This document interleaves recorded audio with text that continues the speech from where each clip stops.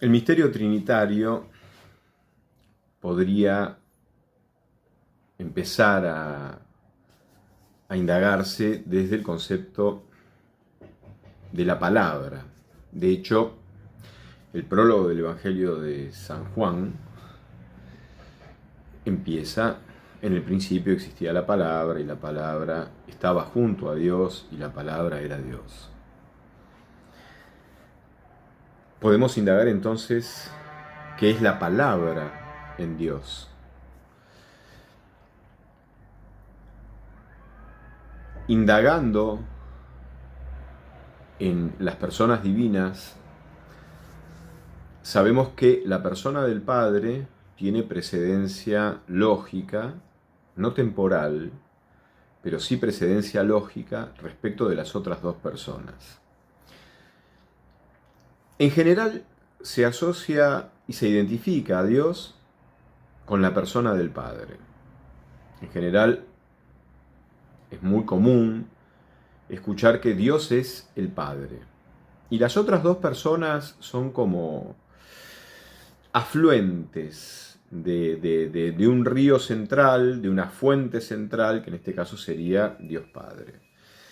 Y en realidad el misterio trinitario radica en que Dios es la comunión de las tres personas divinas, personas que a su vez se identifican en sí mismas como relaciones con las otras dos personas, y no de manera autosuficiente, autónoma, independiente. Por eso las tres personas divinas no son tres individuos. De hecho, las tres personas divinas tienen nombre de relación en las dos primeras personas, y la persona del Espíritu Santo también es una relación, pero especial, más profunda, más misteriosa, yo diría innombrable, inefable, porque en la persona del Espíritu Santo está el misterio último de lo que Dios es para sí mismo, misterio en el cual se autotrascienden y se extasían la persona del Padre y la persona del Hijo. Justamente, la persona de Dios Padre está enunciando la relación de paternidad. El Padre es Padre, no es que en un momento quiso ser Padre, sino que la persona del Padre es el acto de ofrendarse de manera libre, amorosa, con la potencia de engendrar.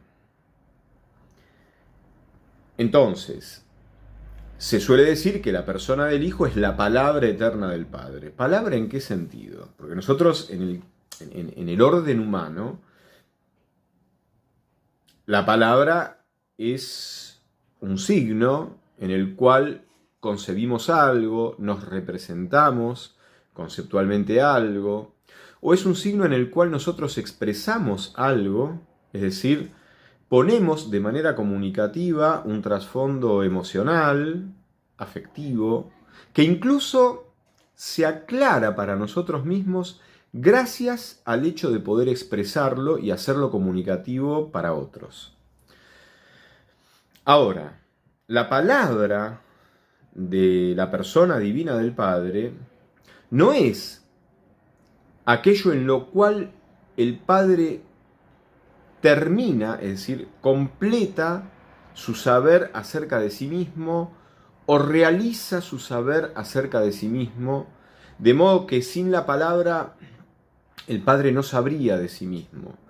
Estoy planteando las cosas a como en general aparecen en el idealismo alemán desde Fichte, no desde Kant, desde Fichte, Schelling, Hegel.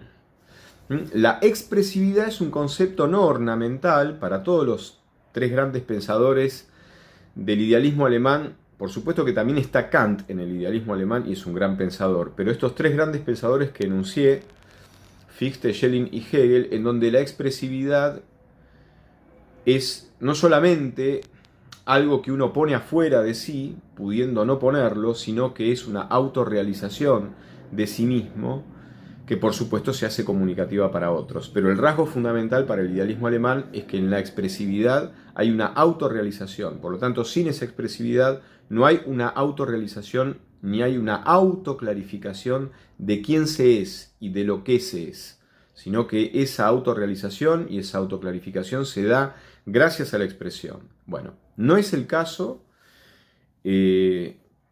adecuado para representarnos las relaciones intratrinitarias que se dan entre las tres personas divinas. El Padre es Padre y precisamente su acto es donarse y ofrendarse eternamente, sabiéndose Padre y sabiéndose que lo hace y que es la libertad amorosa de engendrar en su ofrecimiento total. Ahora, precisamente este acto engendrante es un salir de sí que el Padre hace respecto de sí mismo. El Padre sabe que es Padre, sabe que es su acto de engendrarse, sabe que es la ofrenda amorosa y libre que engendra. En este sentido sabe que es Padre. No es que recién cuando el Hijo aparece como palabra suya, entonces el Padre se da cuenta de que era Padre y entonces se reconoce en la palabra. Todo eso ocurre, pero no de esta manera, como uno lo podría llegar a pensar en la clave del idealismo alemán, donde la autoexpresividad es una autorrealización genuina y una autoclarificación. Ahora, el Padre se dona, se ofrenda libremente y amorosamente. ¿Y por qué lo hace amorosamente? ¿Por qué es amorosamente? Porque no hay ningún rasgo narcisista, es decir, el Padre no va a buscar afuera de sí algo en el cual proyectarse él mismo de modo tal de autocongraciarse consigo mismo, con ecos narcisistas, con reflejos narcisistas, en el sentido de que eso otro en donde el Padre se proyecta es simplemente una mediación, una excusa, un espejo, para en definitiva autocongraciarse. Lo importante no es la mediación, sino que lo importante es autocongraciarse a través de una mediación. Bueno, en ese caso, la mediación no sería considerada realmente un otro, porque un otro que tiene verdaderamente dignidad de otro, tiene una verdadera identidad, única e irreductible a todo el resto de los seres posibles o reales que ese otro no es. La otredad es irreductibilidad, es dignidad en una identidad propia que no es reductible a ninguna otra y en la cual además se expresa el misterio amoroso de ser, de existir. Entonces, cuando yo considero un otro realmente como un otro,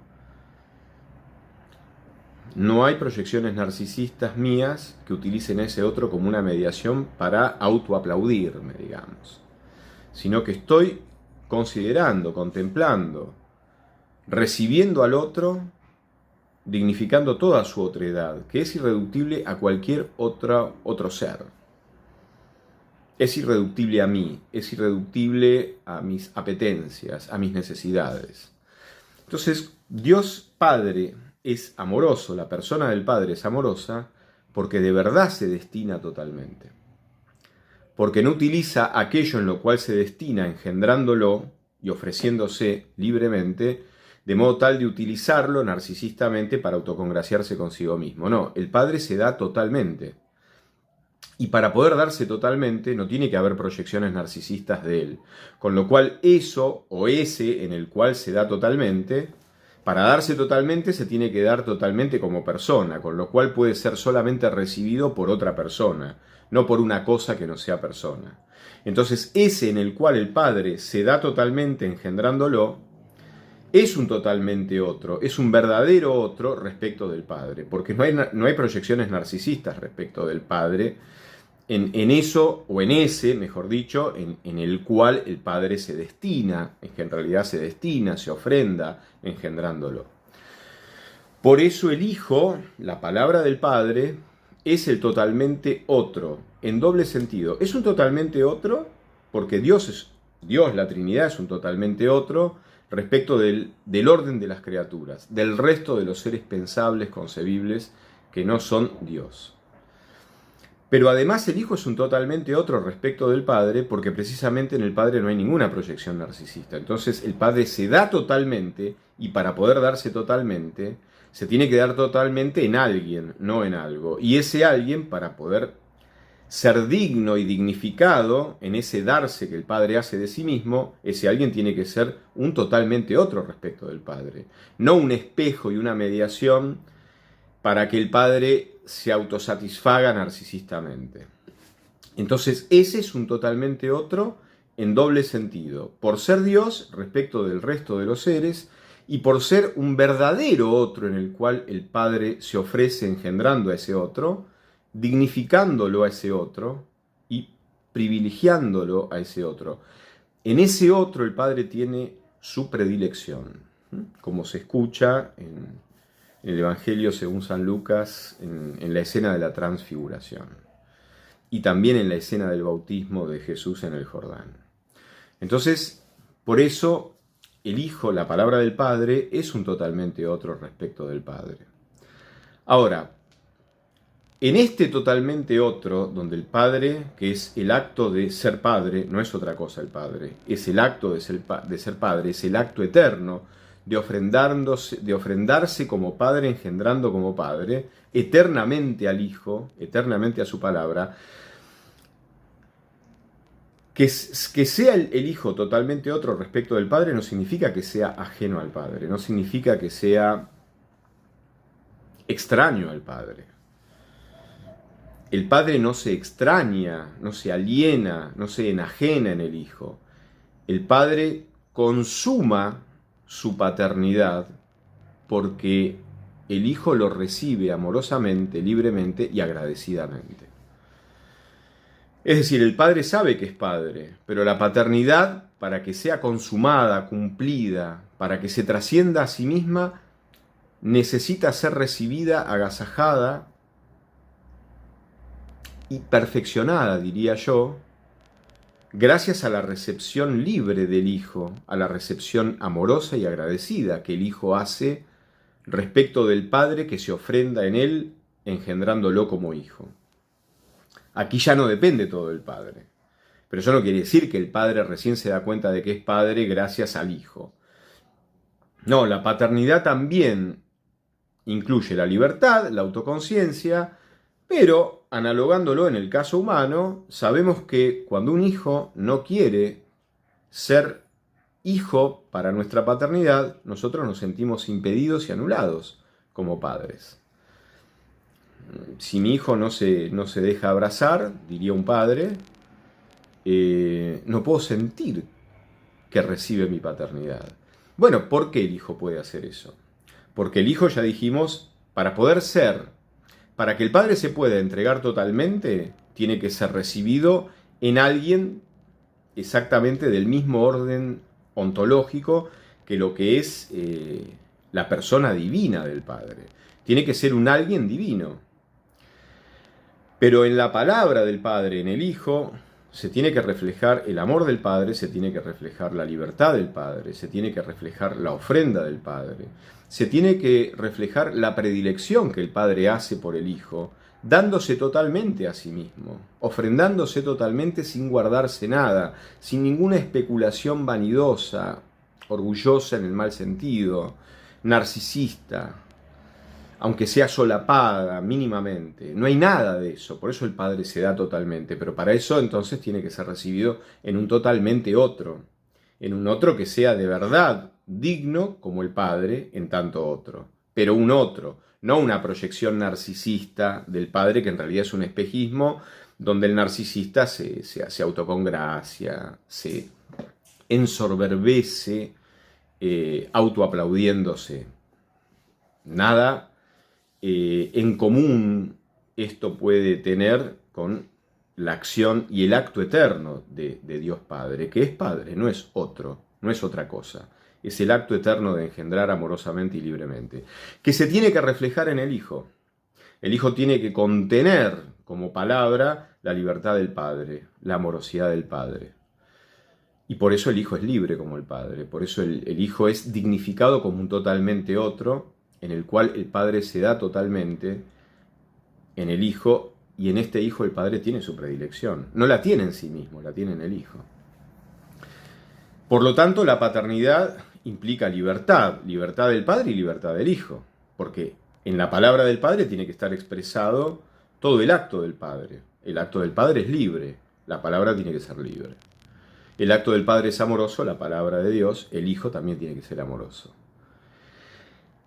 El Hijo agradece al Padre, pero el Padre agradece al Hijo poder engendrar al Hijo, poder contar con el Hijo. Que el Hijo exista para el Padre hace toda una diferencia para el Padre. Nosotros también estamos planteando analogías, pero aquí, digamos, uno a veces tiende a pensar que si yo digo la palabra libertad, entonces tiene que haber un lapso, tiene que haber un intervalo temporal en el cual el Hijo decida, después de deliberar un poco, si va a seguir queriendo que el Padre lo engendre o no. Bueno, en Dios ese tipo de temporalidad no nos va a servir. Porque en Dios la libertad existe, pero la libertad existe de manera definitivamente consumada a favor del amor, a favor de la reciprocidad, a favor de la receptividad que el Hijo hace del Padre, a favor del eterno acto paterno de engendrar al Hijo.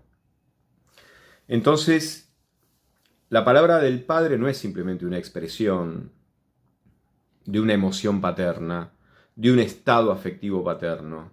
No es el concepto que el Padre tiene de sí mismo, una representación intelectual que la persona divina del Padre tiene de sí misma.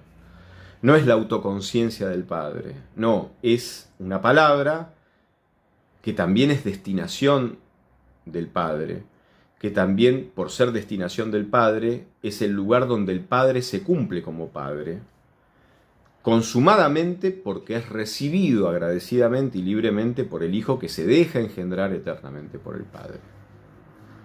Y se deja engendrar, y en eso está la libertad del Hijo, porque en el Hijo resplandece toda la libertad que el Padre tiene como Padre para poder engendrar a su Hijo.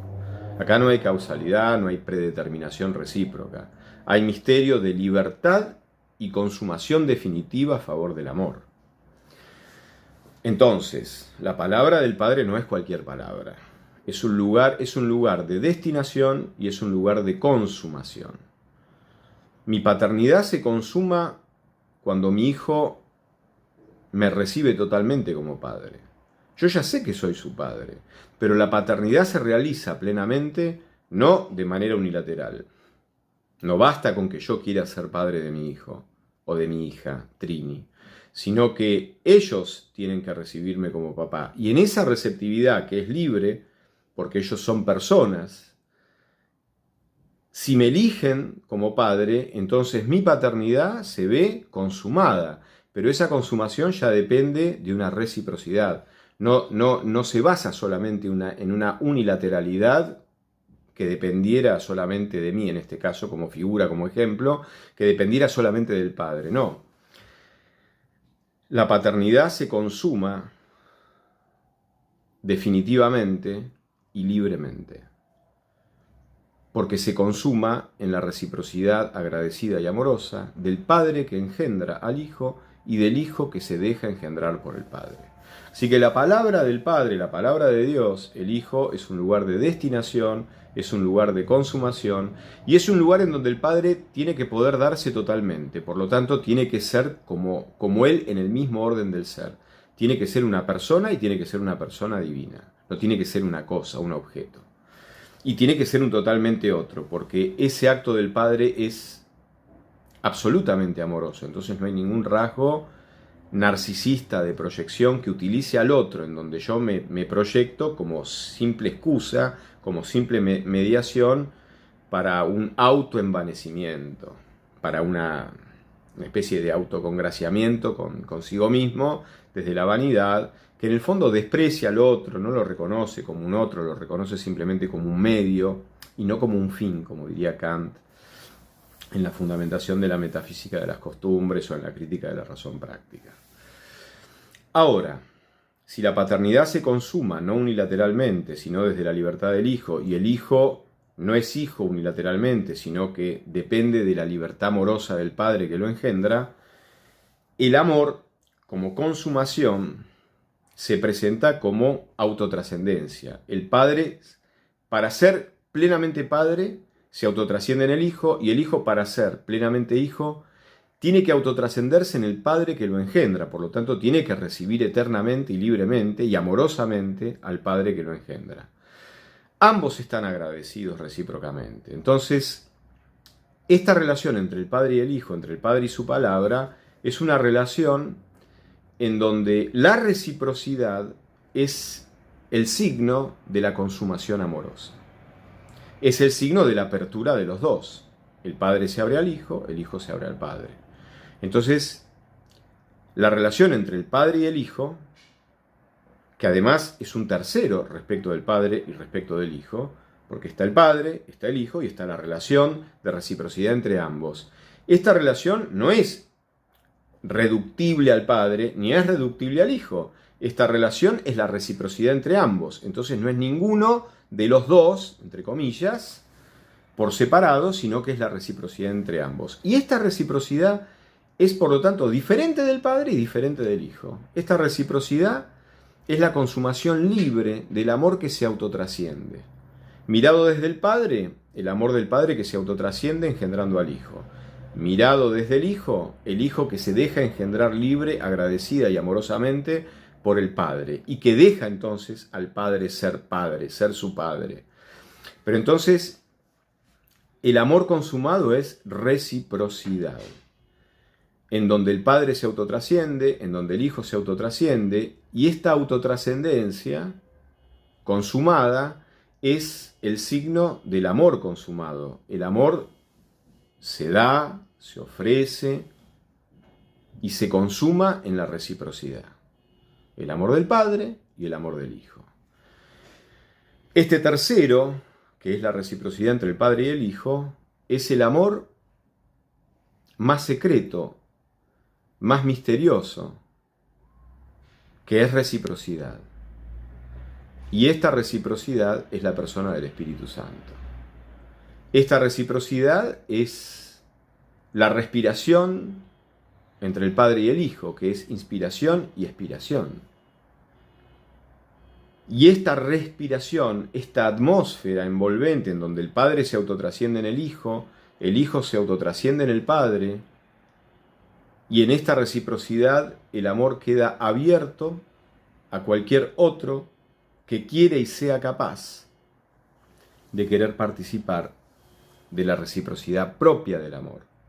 Entonces, en esta reciprocidad entre el Padre y el Hijo, en esta relación recíproca que no es ni el Padre ni es el Hijo, sino es la reciprocidad entre ambos, queda expresado el amor como autotrascendencia consumada y a su vez abierta, porque es la apertura del Padre al Hijo, es la apertura del Hijo al Padre, pero no es una simbiosis esta reciprocidad entre el Padre y el Hijo. Es la consumación de la apertura que el amor hace universalmente, autotrascendiéndose, destinándose y concibiendo y esperando y teniendo fe en que esto se va a autotrascender y se va a ampliar y se va a profundizar y se va a enriquecer sin fin si esta autotrascendencia se realiza en cualquier otro que quiera participar de esta reciprocidad amorosa. Por eso es verdad que podemos decir que Dios se engrandece si yo lo recibo. Y ahora hablo de la Trinidad. La Trinidad se engrandece si yo la recibo. Yo me engrandezco, por supuesto, y no sería yo ni pudiera destinarme amorosamente si no recibo a Dios, que es la Trinidad. Pero la reciprocidad entre el Padre y el Hijo es el signo de que el amor se destina en un otro, se realiza en la recepción amorosa y agradecida de ese otro, que el amor se realiza agradeciendo poder destinarse en ese otro a quien ama, y por lo tanto, la persona del Espíritu Santo es la reciprocidad en la cual Dios se abre universalmente para todos. Esto es lo que yo quería compartirles respecto del misterio trinitario. Un pequeño esbozo. Muchas gracias.